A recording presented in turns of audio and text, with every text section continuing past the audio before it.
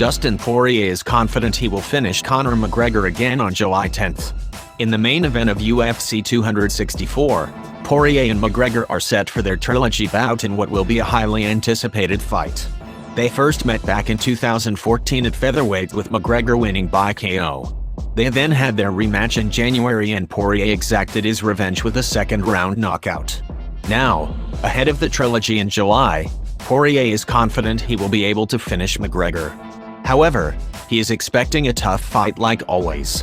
"I'm going to stop Conor again," Poirier said to ESPN. "July 10th I'm going to get my hand raised and I'm going to finish Conor McGregor again." When asked how and when he would finish McGregor, Dustin Poirier said he doesn't make picks like that. Rather, he is ready for a fight but does expect to finish the Irishman. "I don't do all that. I just show up ready to scrap," Poirier added. Poirier and McGregor agreed to the trilogy just minutes after their second fight ended.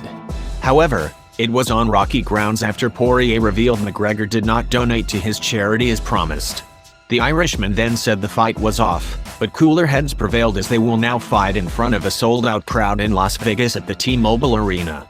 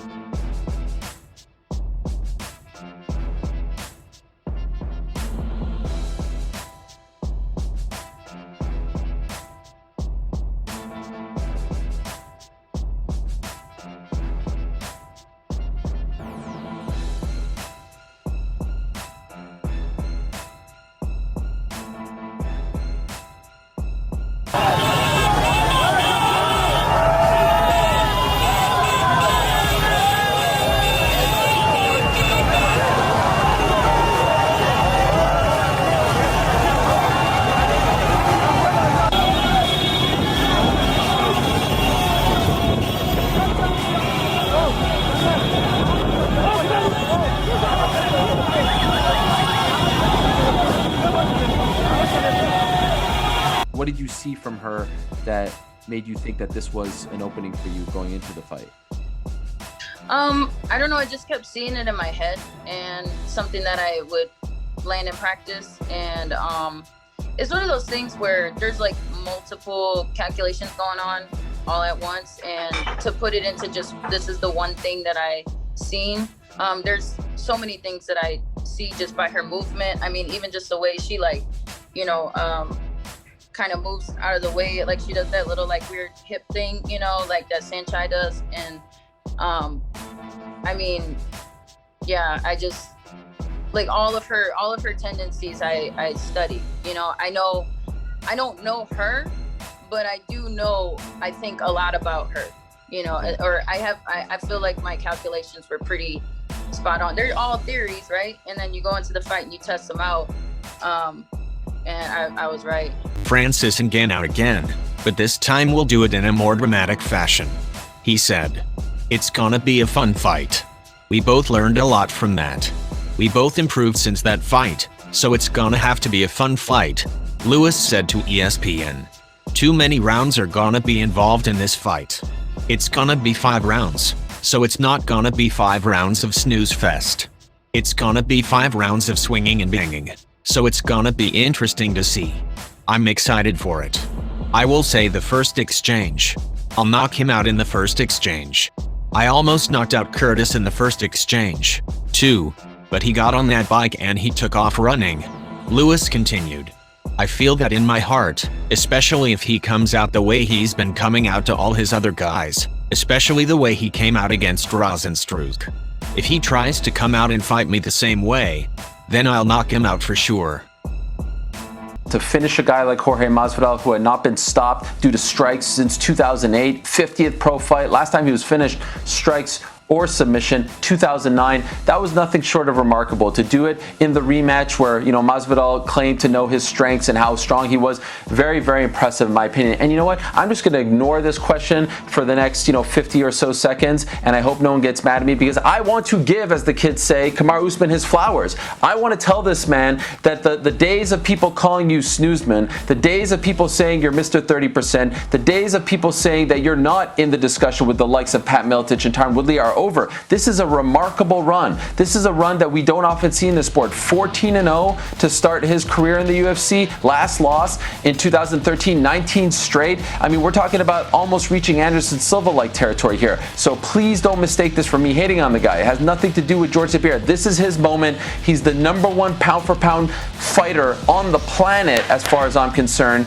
And I don't know if there are too many people, Chael, who could have predicted it would have turned out this way for the Nigerian. Robert Whittaker suspects that Israel Adesanya's desire to fight so soon was a ploy. Speaking to Submission Radio, Robert Whittaker explained why he turned down the fight against Izzy at UFC 263 on June 12th. Blah. And the title shot ended up going to Marvin Vettori instead. I found out about the title shot directly after my fight. And they said, you know, fight in June, Adesanya, blah, blah. And you know how I had just come off a hard 5-round fight. I had some injuries I had to deal with. My hands were busted, my shin was busted, and I had to go home. And then I had 2 weeks of quarantine and yap. It just wasn't possible. They probably had a feeling that was the decision I would come to. I can't help but feel this was a little ploy on Adesanya's camp's behalf, more than anything else. Yeah, it just wasn't possible. But I am more than happy to just chill out and wait for the winner of that fight to happen, and then I fight the winner, because the title fight is the next fight. That's the fight that's happening for me, and I guess we'll wait and see what happens with that fight. Once people thought, okay, she lost a round. And then everyone started to put more things in it. And in their mind, it was the whole picture. Like Jennifer Maia was so dominating in that round. She put like so power. And everyone even didn't, they didn't see the round, but they believe in what image they put in their head already. That's why for me it's not frustrating, but I know, because I know the truth. What's the truth?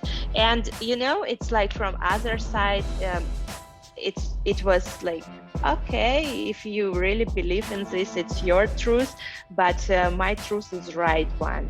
And if you want to try it, this is what like happened with Jessica. If you want to try it, try it. Right. To think it's one thing, but to do it, actually it's different. Can you tell me your side of the DC confrontation? Obviously, I've heard his side now. What happened from your perspective, and what did you say to him? What did he say to you from your perspective? Yeah, so I'm sitting, we get to the seats, and of course I'm sitting like directly behind the commentator's booth, and the crowd like sees me, starts chanting, Jake Pual, Jake Pual. And DC turns around and like sees me, and he's like staring like right at me, like looking like he's like pissed off, and he like mouths something to me, and I'm just like looking at him like, okay, cool, like whatever. And then there's like a break after the fight, and I see him like take his headphones off and come like charging at me, like fast-paced walk, and like before he gets face to face with me, he's like, this isn't a game, this isn't a game. You better not disrespect me. You better not disrespect me or I'm gonna punk you. Keep my name out of your mouth. And I think his goal was to like scare me or intimidate me. You know, he came up, you know, all macho and like fast and violently, and like put his finger like right in his face. And I was just like, okay, guy, like you're not scary. You're 5'8" and chunky boy. And I think when he realized, like, bro, I'm not intimidated by you at all. Like, we can run it right now. Like, if you want to do some like, do it right now. And I basically said, my immediate response was, you put my name into your mouth first, which is a fact. So for him to come up to me and be like, keep my name out of your mouth, keep my name out of your mouth.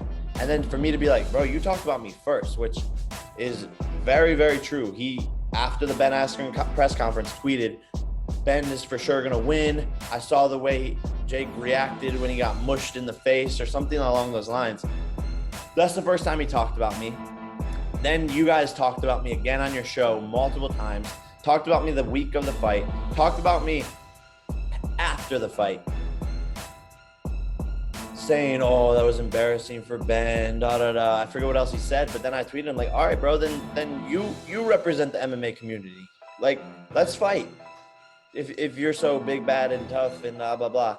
So that's the only time I mentioned him, and I think that really upset him because I called him a fat boy, and that's when he came up to me and was like, keep your name out of my mouth. I was like, you talked about me first, bro.